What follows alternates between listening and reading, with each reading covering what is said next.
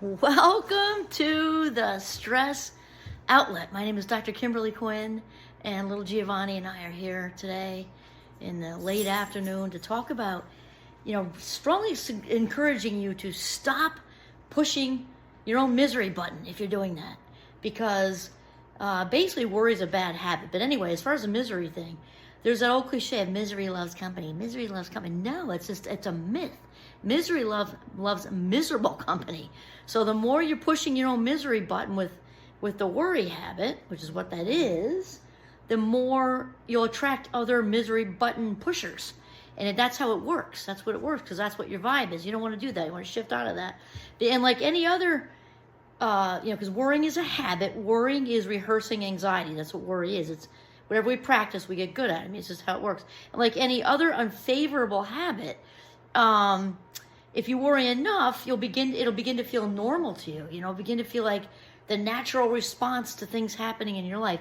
By the way, I have to do a shout out to Gay Hendricks, author of The Big Leap. So I was reading him earlier, and that's kind of like he inspired me. So really what we need to do is acknowledge what it is, which is monkey chatter. It's just rarely based in much truth at all. You can fact check yourself and see that for yourself.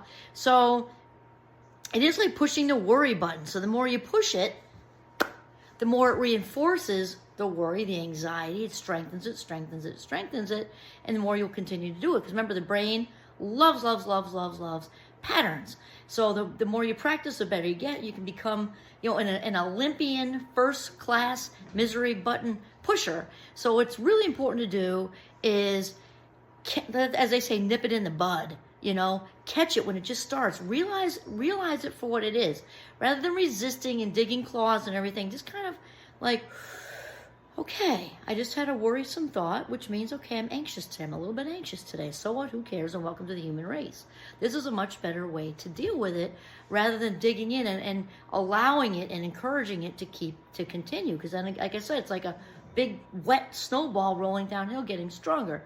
And then because otherwise, the more you allow it, kind of that big wet snowball to roll downhill, it'll spiral, and it'll continue it'll really keep you stuck in that place of misery button pushing. So that's why it's super important to nip it in the bud, and really just realize the anxiety for what it is. It's just anxious monkey chatter. That's it. So separate what's possibly an ounce of truth. If you have control over it, get a plan. And if not, let it all go. It gets easier and easier to let it go once you start practicing that.